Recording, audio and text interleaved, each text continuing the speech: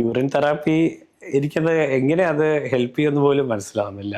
ഒത്തിരി കിഡ്നി അസുഖങ്ങൾ ഈ ഹെർബൽ മെഡിസിൻ കാരണം കാണുന്നുണ്ട്. ഒരു തരത്തിലുള്ള ഹെർബൽ പ്രിപ്പറേഷൻസും എടുക്കരുതെന്ന് തന്നെ. ഇരുമ്പൻ പുള്ളിയുടെ വൈൻ കുടിച്ചതിന് ശേഷം അവർക്ക് അറിയത്തില്ല, നമ്മളിങ്ങനെ ഹിസ്റ്ററി എടുത്ത് വന്നപ്പോഴാണ് ഒരാളുടെ ക്രിയാറ്റിൻ 4 ഒരാളുടെ ക്രിയാറ്റിൻ 6 ആയിരുന്നു. കുട്ടികളാണോ? കുട്ടികൾ ഒരു 16ഉം 18ഉം വയസ്സുള്ള 2 കുട്ടികൾ. എന്നിട്ട് ഇവർ ഒരാൾക്ക് അതിനകത്ത് ഡയാലിസിസും വിധേയരാവേണ്ടി വന്നു. ജിമ്മിൽ പോയ ഉടനെ തന്നെ എല്ലാവരും ഈ പ്രോട്ടീൻ പൗഡർ മേടിച്ച് കഴിച്ചാൽ മസിലൊന്നും വരത്തില്ല.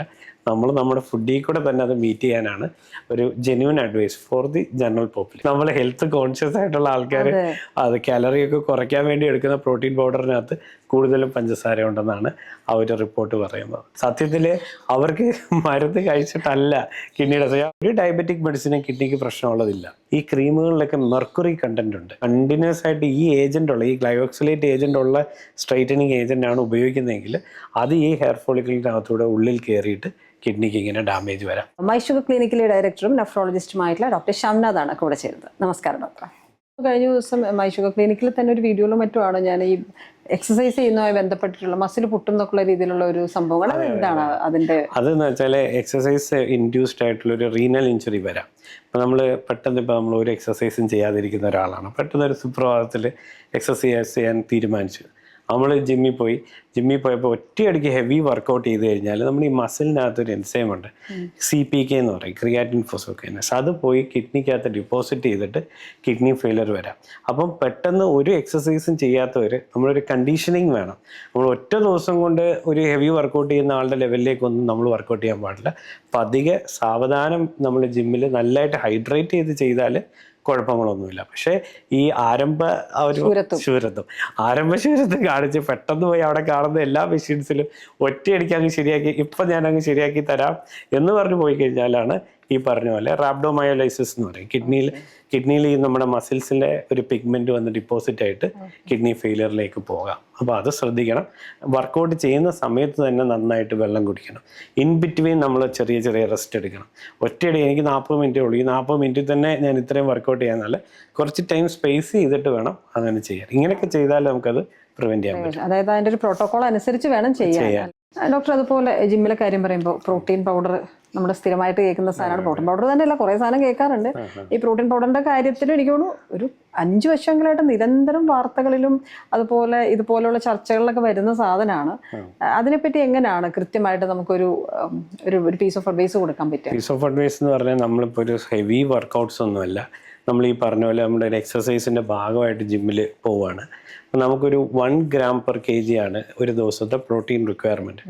ആ ഒരു കിലോയ്ക്ക് 1 gram പ്രോട്ടീൻ വേണം. അപ്പം നമ്മൾ ഹെവി വർക്കൗട്ട് ആണെങ്കിൽ 1.25 1.3 grams വരെ വേണം. പക്ഷേ നമ്മുടെയൊക്കെ കാര്യത്തിൽ നമ്മളൊന്നും ബോഡി ബിൽഡർ ആവാൻ പോകുന്നില്ലാത്തത് കൊണ്ട് തന്നെ 1 gram per kg ആണ്. അത് നമ്മുടെ ഡയറ്റിലൂടെ മീറ്റ് ചെയ്യാൻ പറ്റുവാണെങ്കിൽ അത് തന്നെയാണ് അഡ്വൈസ്. അതായത് ഞാൻ ചോദിക്കുന്നത്, ഇപ്പം ഞാൻ 50 കിലോ ആണെങ്കിൽ എൻ്റെ 50 കിലോനെ ഇൻറ്റു 50 gram പ്രോട്ടീൻ ഞാൻ ഒരു ദിവസം ഇൻടേക്കിൽ ഉണ്ടാവണം. അപ്പോൾ വർക്കൗട്ടിന്റെ ഇന്റൻസിറ്റി കൂടുന്നതനുസരിച്ച് നമുക്ക് അത് ഇത്തിരി കൂടുതൽ വേണ്ടി വരും. അപ്പോൾ പ്രോട്ടീൻ പൗഡേഴ്സ് മൊത്തത്തിൽ തെറ്റാന്നല്ല ഞാൻ പറയുന്നത്, പക്ഷേ നമ്മുടെ ഡയറ്റിലൂടെ ഈ പ്രോട്ടീൻ റിക്വയർമെന്റ് മീറ്റ് ചെയ്യാൻ പറ്റുവാണെങ്കിൽ നമുക്ക് ഈ പ്രോട്ടീൻ പൗഡേഴ്സ് അവോയ്ഡ് ചെയ്യാം. കാരണം ഇതിനകത്ത് പലതിലും അഡിക്റ്റീവ്സ് ഉണ്ട്. കാരണം നമ്മൾ ഈ ജിമ്മിലൊക്കെ പോകുമ്പോഴത്തേക്കും നമുക്ക് വർക്കൗട്ട് ചെയ്യുമ്പോൾ ഒരു പോസിറ്റീവ് ഫീൽ കിട്ടും. പലതിലും അനബോളിക് സ്റ്റിറോയിഡ്സ് ഉണ്ടെന്നൊക്കെയാണ് പറയുന്നത്. പക്ഷേ ഏറ്റവും നല്ലത് വേ പ്രോട്ടീൻ തന്നെയാണ്. നമുക്കിപ്പോൾ ഒരു സ്ട്രിക്റ്റ് വെജിറ്റേറിയൻ ആയിട്ടുള്ള ഒരാളാണ്, അവർക്ക് ആ പ്രോട്ടീൻ റിക്വയർമെൻറ്റ് മീറ്റ് ചെയ്യുന്നില്ലെങ്കിൽ ആ പ്രോട്ടീൻ റിക്വയർമെൻറ്റ് മീറ്റ് ചെയ്യാനായിട്ട് നമുക്ക് എന്ത് ചെയ്യാം, പ്രോട്ടീൻ പൗഡേഴ്സ് എടുക്കാം. മിൽക്കിൽ നിന്ന് കിട്ടുന്ന വേ പ്രോട്ടീൻ, അതാകുമ്പോൾ ഹൈ കോൺസെൻട്രേറ്റിൽ അവരിപ്പം 20 grams ഡെഫിസിറ്റ് ഉണ്ടെങ്കിൽ 20 grams കിട്ടുന്ന രീതിയിൽ നമുക്ക് പ്രോട്ടീൻ പൗഡർ എടുക്കാം. പക്ഷേ ഒരു അഡ്വൈസ് ആയിട്ട് ഞാൻ പറയുവാണെങ്കിൽ, ജിമ്മിൽ പോയ ഉടനെ തന്നെ എല്ലാവരും ഈ പ്രോട്ടീൻ പൗഡർ മേടിച്ച് കഴിച്ചാൽ മസിലൊന്നും വരത്തില്ല. നമ്മൾ നമ്മുടെ ഫുഡിൽ കൂടെ തന്നെ അത് മീറ്റ് ചെയ്യാനാണ് ഒരു genuine advice for the general population. ഈ പ്രോട്ടീൻ പൗഡർ എടുക്കുമ്പോഴോ ഇപ്പം ഈ പറഞ്ഞ പോലെ ഒത്തിരി അതിനകത്ത് മായം ചേർന്നിട്ടുള്ള സംവിധാനങ്ങളും പിന്നെ അല്ലാണ്ടും വൃത്തിക്കല്ല എടുക്കുന്ന ഹെവി മെറ്റൽസ് ഉണ്ട് എന്നൊക്കെ നമ്മൾ കേൾക്കും. അപ്പം എങ്ങനെ നമുക്കത് ഐഡന്റിഫൈ ചെയ്യാൻ പറ്റും? സാധാരണ ഒരു വ്യക്തിക്ക് എങ്ങനെയാണ്? സാധാരണ വ്യക്തിക്ക് സത്യം പറഞ്ഞാൽ ഐഡന്റിഫൈ ചെയ്യാൻ പറ്റത്തില്ല എന്നുള്ളതാണ് അതിനകത്തുള്ളൊരു കാര്യം. കാരണം ഇതിൻ്റെ നല്ല പ്രോട്ടീൻ ബ്രാൻഡിനൊക്കെ നല്ല കോസ്റ്റ്ലിയാണ്. അപ്പോൾ അത്രയും കോസ്റ്റ്ലി ആയിട്ടുള്ള ഒരു ബ്രാൻഡിലേക്ക് നമ്മൾ പോകുമ്പോഴത്തേക്കും പലർക്കും അഫോർഡ് ചെയ്യാൻ പറ്റത്തില്ല. അപ്പോൾ പലരും പോകുന്നത് ഈ സാധാരണ നമ്മുടെ ഇന്ത്യൻ മെയ്ഡ് പ്രോട്ടീനാണ്. അത് ഞാൻ തെറ്റാന്നല്ല പറയുന്നത്, പക്ഷേ ഇതിൻ്റെയൊക്കെ ഡീപ്പ് അനാലിസിസ് ചെയ്താൽ മാത്രമേ ഇതിനകത്ത് എന്തുമാത്രം ഹെവി മെറ്റൽസ് ഉണ്ട്, അഡിറ്റീവ്സ് ഉണ്ട്, പഞ്ചസാരപ്പൊടിയുണ്ട് എന്നൊക്കെ ഉള്ളത് നമുക്ക് മനസ്സിലാവും. പഞ്ചസാരപ്പൊടിയൊക്കെ അതിനകത്ത് വരുന്നുണ്ട്. നമ്മളിപ്പോൾ ഞങ്ങളൊരു പ്രോട്ടീൻ റിപ്പോർട്ട് എന്ന് പറഞ്ഞ് കഴിഞ്ഞ ദിവസം ഞങ്ങളൊരു വീഡിയോ ചെയ്തിരുന്നു. അതിനകത്ത് 44% ഇന്ത്യയിൽ അവൈലബിൾ ആയിട്ടുള്ള ഹെൽത്ത് സപ്ലിമെൻ്റ് ആയിട്ടുള്ള പ്രോട്ടീൻ പൗഡേഴ്സിനകത്ത് 44% ഇതിനകത്ത് പഞ്ചസാരപ്പൊടിയുണ്ട്.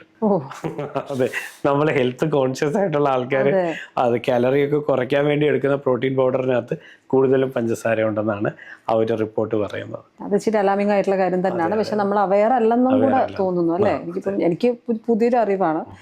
അതുപോലെ ഡോക്ടർ, ഇപ്പം നമ്മൾ ഈ കിഡ്നി ഡിസീസ് പോലുള്ള കാര്യങ്ങളെ പറ്റിയൊക്കെ സംസാരിക്കുമ്പോഴത്തേക്കും എനിക്ക് തോന്നുന്നു 2-3 വർഷം മുമ്പാണ് ഈ യൂറിൻ തെറാപ്പിയായിട്ട് റിലേറ്റഡ് ആയിട്ടുള്ള ഒരു വാർത്തയും എനിക്ക് തോന്നുന്നു കൊച്ചിയിൽ 25,000 പേരോ മറ്റോ പങ്കെടുത്ത ദ്വിദിന ശില്പശാലയോ അങ്ങനെ എന്തൊക്കെയോ നടന്നിട്ടുണ്ടായിരുന്നു. അത്തരം സംഭവങ്ങൾ നമ്മളിപ്പം ഗൂഗിൾ ചെയ്ത് നോക്കിയിട്ടുണ്ടെങ്കിൽ നമുക്ക് 2 തരത്തിലുള്ള ഇൻഫർമേഷൻ കിട്ടും. പക്ഷെ എങ്കിലും എനിക്ക് തോന്നുന്നു അധികവും അതത്ര ഹെൽത്തി അല്ല എന്നുള്ള രീതിക്ക് തന്നെയാണ്. എങ്കിലും ഇത് കാണുന്ന ആരെങ്കിലും ഈ ഒരു ചികിത്സയെ പറ്റി ചിന്തിക്കുന്നുണ്ടെങ്കിൽ എന്താണ് ഡോക്ടർക്ക് അതിൽ പറയാനുള്ളത്? ഞാനത് സത്യം പറഞ്ഞപ്പോഴാണ് കേട്ടത്. യൂറിൻ തെറാപ്പി എനിക്കത് എങ്ങനെ അത് ഹെൽപ്പ് ചെയ്യുമെന്ന് പോലും മനസ്സിലാവുന്നില്ല.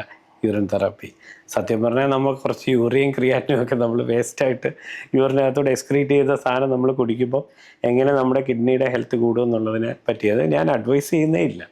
നമ്മൾ പലപ്പോഴും നമ്മുടെ കേരളത്തിൽ ഈ നാച്ചുറൽ ആയിട്ടുള്ളതെല്ലാം സേഫാന്ന് പറഞ്ഞൊരു കൺസെപ്റ്റ് ഉണ്ട്. ഇപ്പം നമുക്ക് ഇംഗ്ലീഷ് മരുന്നുകളോട് വളരെ സൈഡ് എഫക്റ്റ്, കാരണം ഡോക്ടർമാർ പറയും ഈ മരുന്ന് കഴിച്ചാൽ ഇന്ന സൈഡ് എഫക്റ്റ് വരും. കാരണം ഒരു മരുന്ന് ഒരു വിപണിയിലോട്ട് എത്തുന്നത് 10-25 വർഷത്തിൻ്റെ റിസർച്ചിന് ശേഷമാണ്. ഇപ്പം നമ്മൾ വണ്ണം കുറയ്ക്കാൻ വേണ്ടിയുള്ള ഒരു ഇഞ്ചക്ഷൻ നമ്മളിപ്പോൾ എല്ലാവർക്കും അറിയാം. ഞങ്ങളൊക്കെ MBBS പഠിക്കുന്ന സമയം തൊട്ടേ ആ മരുന്നിനെ കുറിച്ച് പഠിച്ചുകൊണ്ടിരിക്കുക. അപ്കമിങ് ഡ്രഗ്, ഈ അപ്കമിങ് ഡ്രഗ് ഇത്രയും വർഷങ്ങൾക്ക് ശേഷമാണ് അത് വിപണിയിലോട്ട് എത്തുന്നത്. വൈ?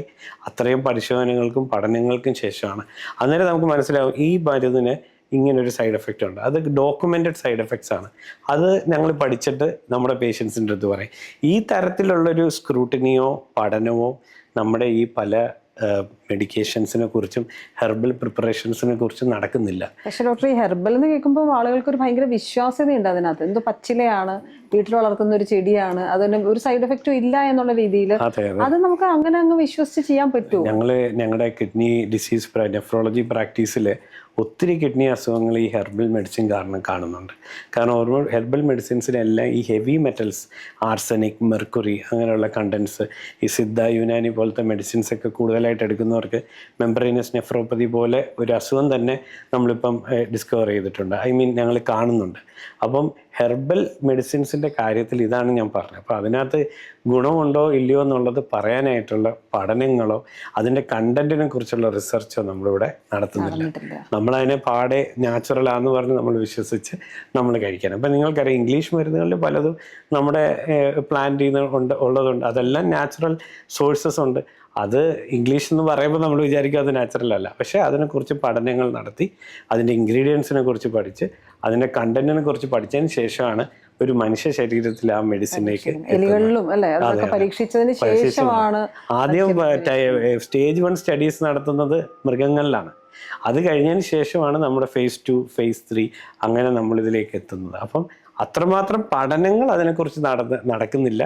ഹെർബൽ മെഡിസിൻ അത്ര സേഫ് അല്ല എന്നാണ് എൻ്റെ ഒരു ഇപ്പോൾ ഒരു കിഡ്നി ഡിസീസുമായിട്ട് വരുന്ന ഒരു പേഷ്യൻസിൻ്റെ അടുത്ത് എൻ്റെ ഒരു അഡ്വൈസ്, ഒരു തരത്തിലുള്ള ഹെർബൽ പ്രിപ്പറേഷൻസും എടുക്കരുതെന്ന് തന്നെയാണ്. ഹെർബൽ പ്രിപ്പറേഷൻ മാറ്റി നിർത്തിയാലും നമ്മുടെ ഇരുമ്പൻ പുള്ളിയുടെ കാര്യത്തിൽ എന്താണ് അഭിപ്രായമുള്ളത്? ഇരുമ്പൻ പുള്ളി. അപ്പോൾ കഴിഞ്ഞ ദിവസം ഡോക്ടർ അരുൺ അതിനെക്കുറിച്ച് പറഞ്ഞത്, ഇരുമ്പൻ പുള്ളിയിൽ സത്യം പറഞ്ഞാൽ ഓക്സലേറ്റ് എന്ന് പറഞ്ഞ ക്രിസ്റ്റൽ കണ്ടന്റ് ഭയങ്കര കൂടുതലാണ്. അപ്പോൾ നമ്മൾ ഹൈ കോൺസെൻട്രേഷനിൽ ഈ ഇരുമ്പൻ പുള്ളി, പ്രത്യേകിച്ച് ജ്യൂസ്, കൊളസ്ട്രോൾ കുറയ്ക്കാം, അങ്ങനെ ചിലപ്പോൾ ഈ വൈനൊക്കെ പ്രിപ്പയർ ചെയ്യും ക്രിസ്മസിനൊക്കെ. അങ്ങനെ നമ്മളൊരു ഒരു ദിവസം ഞാനിങ്ങനെ ഡ്യൂട്ടിയിലായിരുന്നു, ക്രിസ്മസിൻ്റെ ഡ്യൂട്ടിയിലായിരുന്നു. അന്ന് ക്രിസ്മസിൻ്റെ തലേ ദിവസം 2 കുഞ്ഞുങ്ങൾ കസിൻസാണ്. അവർ ഈ ഇരുമ്പൻ പുള്ളിയുടെ വൈൻ കുടിച്ചതിന് ശേഷം അവർക്ക് അറിയത്തില്ല, നമ്മളിങ്ങനെ ഹിസ്റ്ററി എടുത്ത് വന്നപ്പോഴാണ് ഇങ്ങനെ ഒരാളുടെ ക്രിയാറ്റിൻ 4, ഒരാളുടെ ക്രിയാറ്റിൻ 6 ആയിരുന്നു. കുട്ടികൾ ഒരു 16ഉം 18ഉം വയസ്സുള്ള 2 കുട്ടികൾ. എന്നിട്ട് ഒരാൾക്ക് അതിനകത്ത് ഡയാലിസിസും വിധേയരാവേണ്ടി വന്നു. പക്ഷെ അത് പെട്ടെന്നുള്ള ഒരു കിഡ്നി ഇഞ്ചറി ആയതുകൊണ്ട് അത് റിക്കവർ ചെയ്ത് 2 പേരും ഇപ്പം സേഫ് ആയിട്ട്. നമുക്ക് വേദനയായിട്ടാണ് എങ്ങനെയാണ് അവർക്ക് യൂറിൻ പോകുന്നതിന്റെ അളവ് കുറഞ്ഞു, ശരീരത്തിൽ നീര് വന്നു. അങ്ങനെ എങ്ങനെയാണോ ഒരു കിഡ്നി ഡിസീസ് പ്രസന്റ് ചെയ്യുന്നത് അതുപോലെ തന്നെ പിന്നെ മൂത്രത്തിനകത്തൂടെ ബ്ലഡ് പോകാം. ഈ ക്രിസ്റ്റൽസ് പോകുമ്പോഴത്തേക്കും ബ്ലഡ് പോകാം. അങ്ങനെ ഹെമറ്റൂറിയ ഒക്കെ ആയിട്ട് തന്നെയാണ് പ്രസന്റ്. അപ്പോൾ ഈ ഇരുമ്പൻപുള്ളിയിൽ ഞാനിപ്പോൾ പറഞ്ഞ പോലെ ജ്യൂസ് കുടിക്കുമ്പോൾ വൈൻ കുടിക്കുക അക്യൂട്ടായിട്ട് ഏക്കിയായിട്ട് പ്രസന്റ് ചെയ്യുക. ഇനി നമ്മൾ കൺസിസ്റ്റൻ്റ് ആയിട്ട് ഇരുമ്പൻപുള്ളി റെഗുലറായിട്ട് കഴിച്ചുകൊണ്ടിരുന്നാൽ ഈ ചെറിയ അളവിൽ ക്രിസ്റ്റൽസ് ഡിപ്പോസിറ്റഡ് ആയി ആ കിഡ്നിയുടെ ഇൻഡസ്ട്രീഷ്യ എന്ന് പറയും, അവിടെ ഇത് ഡിപ്പോസിറ്റഡ് ആയിട്ട് ഡാമേജ്ഡ് ആയിട്ട് ക്രോണിക് കിഡ്നി ഡിസീസിലേക്ക് പോകാം. എന്ന് പറഞ്ഞാൽ നമുക്ക് ചികിത്സിച്ച് മാറ്റാൻ പറ്റാത്ത കിഡ്നി ഡിസീസിലേക്കും പോകാം. അപ്പോൾ ഇരുമ്പൻപുളി ഒരു നെഫ്രോളജിസ്റ്റ് എന്നുള്ള രീതിയിൽ നമ്മളൊക്കെ കഴിച്ചിട്ടുണ്ടാവും, പക്ഷേ അതെന്തായാലും സേഫ് അല്ല. വളരെ ചെറിയ ക്വാണ്ടിറ്റിയിൽ ഒരു അച്ചാർ എന്നൊക്കെ പറഞ്ഞാൽ വൺസ് ഇൻ എ വൈലൊക്കെ കഴിച്ചാൽ കുഴപ്പമില്ല, നൊസ്റ്റാൾജിയുടെ ഭാഗമായിട്ട് കഴിക്കുക.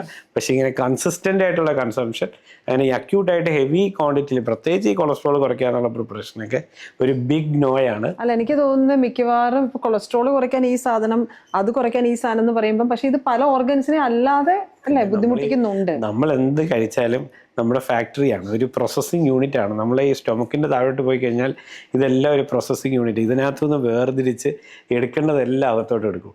ഈ മെറ്റൽസ്, മെർക്കുറി, ഇതെല്ലാം എങ്ങനെ അകത്ത് കയറുന്നത്? ഇപ്പം നമ്മളൊരു ഹെർബൽ പ്രിപ്പറേഷൻ എന്ന് പറഞ്ഞു, അതിനകത്ത് മെർക്കുറി ഉണ്ടെങ്കിൽ അതിനകത്ത് കയറ്റും, അയൺ ഉണ്ടെങ്കിൽ കയറ്റും, സിങ്ക് കയറ്റും. അങ്ങനെ നമ്മൾ ഈ പറയുന്ന ഒരു സത്യം പറഞ്ഞാൽ നമ്മുടെ ഫാക്ടറിയിലെ ഒരു പ്രോസസ്സിങ് യൂണിറ്റ് ആണ് ഇൻഡസ്റ്റൈൻ എന്ന് പറയുന്നത്. ഫാക്ടറി ലിവറാണ്. ഡോക്ടർ, ഇപ്പം മരുന്നുകൾ കിഡ്നീനെ തകർക്കും, മരുന്ന് കഴിച്ച് കിഡ്നി അടിച്ചു പോയി, എന്ത് മരുന്ന് കഴിച്ചാലും സൈഡ് എഫക്റ്റ് ആണ്, അതൊക്കെ ചെന്ന് കയറുന്നത് അങ്ങോട്ടാണ്, ഇങ്ങനെയൊക്കെ നമ്മൾ കേൾക്കാറുണ്ട്. നമ്മുടെ ഒന്നും ശ്രദ്ധയപ്പെടാത്ത, നമ്മൾ ശ്രദ്ധിക്കേണ്ടതായിട്ടില്ല വേറെ എന്തെങ്കിലും സാധനങ്ങളുണ്ടോ കിഡ്നീനെ വില്ലനായിട്ട് കാണുന്നത്? ഞാൻ ഒരു പോയിന്റ് പറയാം. ഈ പ്രമേഹത്തിലെല്ലാ എൻ്റെ ഒപ്പിൽ വരുന്ന അമ്മമാരും പറയും കിഡ്നി ഡയബറ്റീസ് ആയിരുന്നു, 10 വർഷമായിട്ട് മരുന്ന് കഴിച്ചതാണ് സാറേ, ഇപ്പം കിഡ്നിയും പോയി, അങ്ങനെ സാറിൻ്റെ അടുത്ത് വന്നു. സത്യത്തിൽ അവർക്ക് മരുന്ന് കഴിച്ചിട്ടല്ല കിഡ്നിയുടെ, ഞാൻ അവരുടെ അടുത്ത് പറയും അവരുടെ പ്രമേഹ നിയന്ത്രണം അല്ലാത്തതുകൊണ്ടാണ്. ഒരു ഡയബറ്റിക് മെഡിസിനും കിഡ്നിക്ക് പ്രശ്നമുള്ളതില്ല. അവർ പ്രോപ്പറായിട്ട് ഡയബറ്റീസ് കൺട്രോൾ ആവാത്തതുകൊണ്ടാണ് ആ മരുന്ന് കഴിച്ചിട്ട് കിഡ്നീനെ സേവ് ചെയ്യാൻ പറ്റാത്തതെന്ന് പറയാം. അപ്പം ഈ മരുന്നുകൾ ഇപ്പം നമ്മൾ പേടിക്കും, പക്ഷേ ഇപ്പോൾ ചില ഹെയർ സ്ട്രൈറ്റനിങ് ഏജൻറ്റ് അല്ലെങ്കിൽ മുഖം വെളുപ്പിക്കുന്ന ചില ക്രീമുകൾ, ഈ ക്രീമുകളിലൊക്കെ മെർക്കുറി കണ്ടൻ്റ് ഉണ്ട്. അപ്പോൾ നമുക്ക് പലപ്പോഴും മെംബ്രെയിനസ് നെഫ്രോപ്പതി എന്ന് പറഞ്ഞൊരു അസുഖം ഈ ക്രീമുകളിൽ ഒക്കെ പുരട്ടിയിട്ട് നമ്മൾ റിപ്പോർട്ട് ചെയ്തിട്ടുണ്ട്. അതുപോലെ ഈ ഹെയർ സ്ട്രെയിറ്റനിങ്ങിനകത്ത് ഗ്ലയോക്സിലേറ്റ്, നമ്മളിപ്പോൾ ഇരുമ്പൻപുളിയുടെ കാര്യം പറഞ്ഞ പോലെ അതിനകത്തുള്ള പോലെ ഈ ഗ്ലയോക്സിലേറ്റ് പോയിട്ട് കിഡ്നിക്കകത്ത് സ്റ്റോൺ ഉണ്ടാക്കി റീനൽ ഡിസീസ് വരാം. അപ്പോൾ കണ്ടിന്യൂസ് ആയിട്ട് ഈ ഗ്ലയോക്സിലേറ്റ് ഏജൻ്റ് ഉള്ള സ്ട്രെയിറ്റനിങ് ഏജൻ്റാണ് ഉപയോഗിക്കുന്നതെങ്കിൽ അത് ഈ ഹെയർ ഫോളിക്കിളിനകത്തൂടെ ഉള്ളിൽ കയറിയിട്ട് കിഡ്നിക്ക് ഇങ്ങനെ ഡാമേജ് വരാം. അപ്പോൾ സത്യത്തിൽ നമ്മൾ ഈ പറയുന്ന ഡയബറ്റിക് മെഡിസിൻസ് ഒന്നും കിഡ്നിക്ക് പ്രശ്നം ഉണ്ടാകുന്നില്ല, പക്ഷെ നിങ്ങൾ അറിയാതെ സേഫാന്ന് പറയുന്ന എടുക്കുന്ന പലതും നമ്മുടെ കിഡ്നിക്ക് ഹാമാണ്. അപ്പം നേരത്തെ എനിക്ക് തുടക്കത്തിൽ ഞാൻ പറഞ്ഞ പോലെ ആരോഗ്യ രംഗത്ത് നമ്മൾ കുതിച്ചുചാട്ടം നടത്തുന്നുണ്ടെങ്കിൽ നമ്പർ 1 നമ്പർ 2 ഒക്കെ ആവുന്നുണ്ടെങ്കിലും ആരോഗ്യ അവബോധം ഇച്ചിരിയും കൂടെ നമുക്ക് മെച്ചപ്പെടാനുണ്ട് അല്ലേ? ഉണ്ട്. നമുക്ക് എന്തായാലും മെച്ചപ്പെടാനുണ്ട്. പക്ഷെ എനിക്കിപ്പോൾ ഈ സമൂഹത്തിൽ ഇറങ്ങി ആൾക്കാരുമായിട്ട് കമ്മ്യൂണിക്കേറ്റ് ചെയ്യുമ്പോൾ ഈ അലോപ്പതി ഡോക്ടേഴ്സ്, ഈ സയൻറ്റിഫിക്കലി അപ്ഡേറ്റഡ് ആണെന്ന് പറയുന്നവർ ഈ സോഷ്യൽ മീഡിയ യൂസ് ചെയ്യണം. അത് നമ്മൾ കറക്റ്റായിട്ടുള്ള നോളജ് ആൾക്കാർക്ക് പറഞ്ഞു കൊടുത്താൽ, ആൾക്കാർക്ക് എല്ലാം വിദ്യാഭ്യാസം ഉള്ളവരാണ്, അവർ കറക്റ്റായിട്ട് മനസ്സിലാക്കി അത് ചെയ്യും. ഒരു മാറ്റത്തിൻ്റെ ഒരു സിഗ്നലാണ് ഇപ്പോൾ മൈഷുഗർ ക്ലിനിക്കിലൂടെ നമ്മളിപ്പോൾ ഒരു 10 മില്യൺ ആൾക്കാരാണ് ആ ഇരുമ്പൻപുള്ളിയുടെ റീല് കണ്ടത്. അപ്പോൾ ഞങ്ങൾക്കത് വളരെ ഒരു കോൺഫിഡൻസാണ് തരുന്നത്. നമ്മുടെ സമൂഹം റിസപ്റ്റീവാണ്. നമ്മൾ വേണ്ട കാര്യങ്ങൾ ഇൻഫർമേഷൻ കറക്റ്റായിട്ട് കൊടുത്ത് അവരെ കറക്റ്റായിട്ട് നയിച്ചു കഴിഞ്ഞാൽ നമുക്ക് ഈ ലൈഫ് സ്റ്റൈൽ ഡിസോർഡേഴ്സ് എന്ന് പറയുന്ന ഡെസ്റ്റിനി എന്ന് പറഞ്ഞ് നമ്മൾ അക്സെപ്റ്റ് ചെയ്യാതെ നമുക്കതിനെ തിരുത്തി എഴുതാം. ഡോക്ടർ, ഇപ്പം ഈ ആളുകളിലേക്ക് എത്തുന്നതിൻ്റെ ഭാഗമായിട്ട് എല്ലാ ആളുകളിലേക്കും നമുക്ക് 1 by 1 ആയിട്ടൊന്നും എത്താൻ പറ്റില്ല. നമ്മൾ ഈ പറഞ്ഞ സോഷ്യൽ മീഡിയ ഒക്കെ ഉപയോഗിക്കുന്നുണ്ട്. എങ്കിലും എനിക്ക് തോന്നുന്നു മൈഷുഗർ ക്ലിനിക്കിൻ്റെ തന്നെ കുറച്ചും കൂടെ ഒരു ഇന്നോവേറ്റീവ് ആയിട്ടുള്ളൊരു ടീച്ചർ സ്റ്റുഡൻറ് റിലേറ്റഡ് ഒരു സംഭവത്തെ കൂട്ടി കേട്ടിരുന്നു. എന്താണ് അതിൻ്റെ ഒരു വിശദാംശങ്ങളൊക്കെ?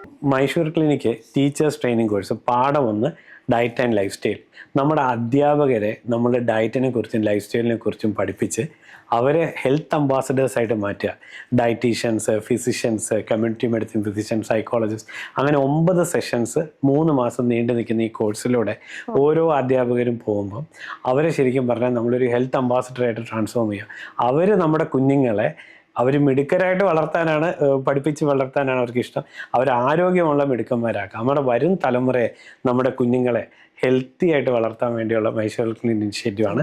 അത് ഞങ്ങൾ പ്ലഡ്ജ് ചെയ്യുന്നു. കണ്ടിന്യൂസ് ആയിട്ട് എത്ര ടീച്ചേഴ്സിനെ വേണമെങ്കിലും നമ്മൾ ഇങ്ങനെ ട്രെയിൻ ചെയ്ത് വിടാൻ 100 പേരുടെ ഒരു ബാച്ചാണ് അത്. ഞങ്ങൾ ഈ വേൾഡ് ഡയബറ്റീസ് ഡേയിൽ ഫസ്റ്റ് ബാച്ച് ലോഞ്ച് ചെയ്തു. ഫ്രീ ആയിട്ട് തന്നെ ടീച്ചേഴ്സിനെ, അല്ല പല സ്കൂളുകളിലുള്ള ടീച്ചേഴ്സിനെ ഓൺലൈനായിട്ട് നമ്മളിങ്ങനെ ട്രെയിൻ ചെയ്യാൻ. ഇപ്പോൾ ഫസ്റ്റ് ബാച്ച് 100 പേര് ഇപ്പോൾ കംപ്ലീറ്റ് ആയിട്ടുണ്ട്. അപ്പോൾ ഓരോ 3 മാസം ഞങ്ങൾ 100 ആൾക്കാരെ എടുത്ത് ട്രെയിൻ ചെയ്ത് സർട്ടിഫിക്കറ്റ് കൊടുത്ത് അവരുടെ സ്കൂളിൽ നല്ലൊരു മാറ്റങ്ങൾ കൊണ്ട് ഹെൽത്തി സ്നാക്സ്, എക്സസൈസ്, അങ്ങനെ നമ്മുടെ കുഞ്ഞുങ്ങളെ ഹെൽത്തി ആയിട്ട് കൊണ്ടുവരാം.